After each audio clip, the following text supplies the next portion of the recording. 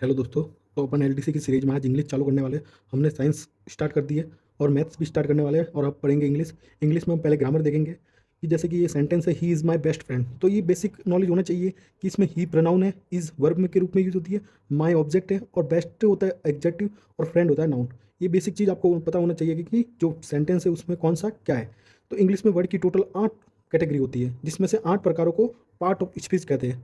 Part of speech में 8 प्रकार की हमें जो कैटेगरी देखी जाती है वर्ड की, सबसे पहले noun, pronoun, adjective, verb, adverb, preposition, conjunction और इंटरजेक्शन।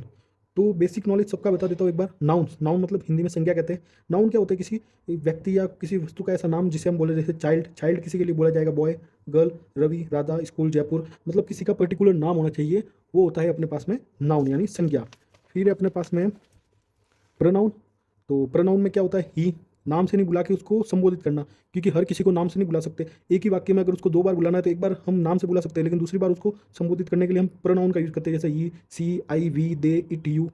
सब्जेक्ट के साथ वर्ब और ऑब्जेक्ट, सब्जेक्ट और ऑब्जेक्ट के रूप में हम नाउन और प्रोनाउन का यूज करते हैं। जैसे आई एट अ मैंगो, तो आई क्या है? प्रोनाउन है। एट क्या है? वर्ब।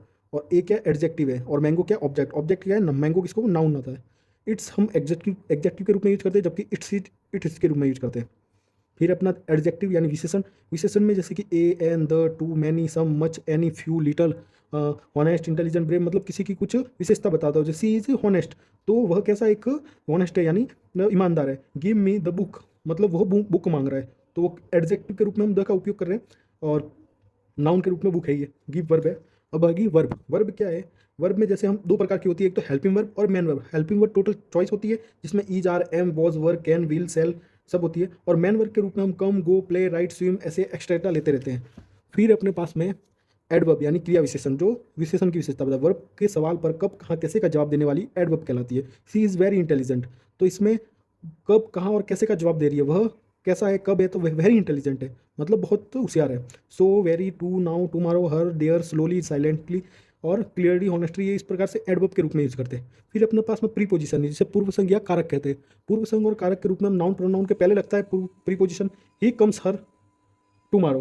तो जो हमेशा ऑब्जेक्ट नाउन और प्रोनाउन के पहले लगता है कौन सा? प्रीपोजिशन। तो यहाँ पे लगा हुआ नहीं है, तो ये अपन प्रीपोजिशन नहीं हो सकता। He comes her on Monday, मतलब इसमें नाउन से पहले लगाए हैं अपने पास में प्रीपोजिशन, तो ये अपने पास प्रीपोजिशन है, जिसमें in, on, to, from, of, by, into, of, from, between, ये सब हम प्रीपोजिशन के रूप में यूज करते हैं। फिर अपने पास में कंजक्शन। कंजक्शन क्या होता है? संयोजक, 2 वर्ड या 2 सेंटेंस को जोड़ने वाला, जिसमें हम एंड के रूप में बट, यट, और, नॉर, इतर और not only but also, so, as, because. जैसे एप्पल एंड मैंगो, एप्पल और मैंगो, इसी इन दोनों को जोड़ने का कार्य करता है। Ram is very intelligent, Ram very intelligent, but लेकिन he is not a good cricketer, वो होशियार था लेकिन अच्छा क्रिकेटर नहीं। इन दोनों सेंटेंस को जोड़ने का कार्य करता है कंजक्शन। फिर अपने पास में इंटरजेक्शन। इंटरजेक्शन क्या होता है? विस्मयोद्बोधक, जैसे वाव, मतलब एक उच्चारण के साथ बोला जाता है, जिसमें एक विस्मयोद्बोधक आते हैं, जैसे ओ, रे, वॉट, अलस, बेरो। फिर अपन पढ़ेंगे पहला topic verb. Verb are of 2 types. Verb के कितने प्रकार होते हैं? 2 प्रकार होते हैं। एक तो हेल्पिंग वर्ब के रूप में यूज करते हैं, और एक अपने पास में मैन वर्ब। हेल्पिंग वर्ब को ऑक्सिलरी वर्ब भी कहते हैं। तो सबसे पहले हेल्पिंग वर्ब या ऑक्सिलरी वर्ब पढ़ेंगे। तो हेल्पिंग वर्ब का यूज केवल मैन वर्ब के पहले किया जाता है। जो मैन वर्ब होती है उससे पहले हेल्पिंग वर्ब का उपयोग किया जाता है। यदि कोई हेल्पिंग वर्ब बिना मैन वर्ब के दिखाई दे तो वह खुद मैन वर्ब होगी।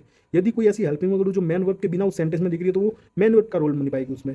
ही इज अ स्टूडेंट, तो इसमें मैन वर्ब होगी इज, क्योंकि इसमें कोई और है ही नहीं वर्ब, तो ये मैन वर्ब होगी। He is going to school, going क्या मैन वर्ब है, लेकिन इससे पहले क्या इज तो हेल्पिंग वर्ब के रूप में यूज होगा।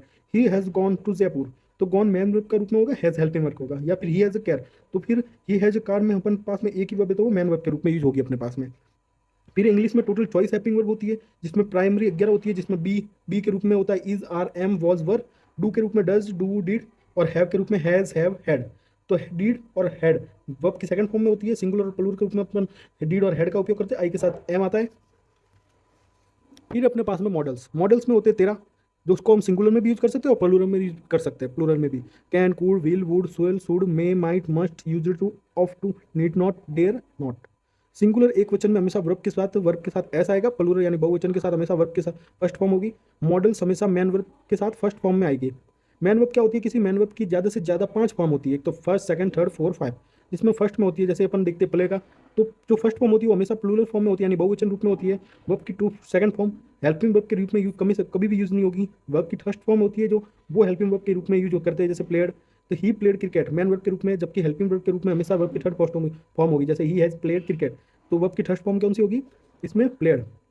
वर्ब की 4 फॉर्म होगी प्लेइंग और 5 होगी प्लेज। प्लेज हमेशा वर्ब की 5 जो फॉर्म होती है वो हमेशा सिंगुलर रूप में यूज की जाती है, यानी एक वचन के रूप में किया जाता है। जैसे नाउन के साथ एच जुड़ेगा यानी बॉयज बनेगा, जैसे कि नाउन के साथ एच जुड़े यानी हम बॉय, नाउन के रूप में हम बॉय लेते हो और एच जोड़ेंगे बॉयज, तो बॉयज हमेशा प्लूरल में आएगा। लेकिन इसी में अगर अपन अपन अगर क्रिया के रूप में लेंगे और क्रिया में अगर एच जोड़ेंगे तो वो हमेशा सिंगुलर होगा। जैसे गो के साथ एच जोड़ा तो गोज तो सिंगुलर हो जाएगा। वर्ब में गो हमेशा प्लूरल रूप में होगा, जबकि बॉयज सिंगुलर रूप में होगा नाउन में। जैसे बॉयज, बॉय गोइज, तो फिर इसमें गोज इसलिए आ रहा है क्योंकि बॉयज बॉय सिंगुलर है और सिंगुलर में वर्ब कौन सी होगी? जिसके साथ एस या एच जुड़ा हो। जबकि बॉयज अगर प्लूरल जो नाउन है उसके साथ में हमेशा प्लूरल वर्ब आएगी। तो प्लूरल में वर्ब कौन सी होती है? जिसके साथ एस या एस नहीं जुड़ा हो, यानी वर्ब की पहली फॉर्म क्या होगी? गो। फिर अपने पास में जैसे अ स्टूडेंट कॉल या कॉल्स में, तो एक स्टूडेंट यानी वर्ब की 5वीं फॉर्म में, मतलब सिंगुलर। सिंगुलर में कौन सा आगे? कॉल्स, यानी एस या ये जुड़ा होगा। सम स्टूडेंट है, कुछ स्टूडेंट, तो इसमें आएगी बहुवचन है तो बहुवचन में गो आएगा। ही डू या डज नॉट कम हर, मतलब वह नहीं आ रहा है, मतलब ये सिंगुलर है तो इसके साथ डज आएगा, यस या yes. We not come her, we मतलब प्लूरल है तो इसमें डू आएगा क्योंकि डज तो सिंगुलर में आता है। वाटर, वाटर हमेशा, जिसे देखो जिन्हें हम गिन नहीं सकते वह सभी सिंगुलर में आते हैं। जिसे हम वाटर को गिन नहीं सकते तो ये सिंगुलर में आएगा, तो सिंगुलर में एस या ये जुड़ा होता है। तो boils at 100 temperature Celsius. I is are am going to school now, तो आई के साथ हमेशा एम आता है, I am going to her school now. I was were या फिर गोइंग टू स्कूल, मतलब आई के साथ वॉज या वर गोइंग टू स्कूल, तो किससे क्या आएगा? वॉज आएगा। आई के साथ में डू डज में डू आएगा, नॉट टेक टी। आई के साथ में हैज एम में हैव आएगा, कॉल्ड हर, तो ये सेकंड फॉर्म है, तो आई हैव कॉल्ड हर। जैसे आई के साथ में हमेशा एम आएगा, वॉज आएगा, और आई हमेशा प्लूरल ही माना जाता है, सिंगुलर आई को नहीं मानते हैं। अभी अपन कल से अपना टॉपिक चालू करेंगे, voice, active voice, passive voice, इसमें अपन फुल डिटेल में पढ़ेंगे। आपका एक भी सवाल गलत नहीं होगा। ये वॉइस पढ़ने के बाद अपन जो voice, active voice, passive voice बोलने पढ़ने के बाद अपन उससे पीवाई की पूरा सॉल्व करेंगे, आपको एक भी सवाल में डाउट नहीं आएगा। अच्छा लगे तो लाइक सब्सक्राइब कीजिए। धन्यवाद।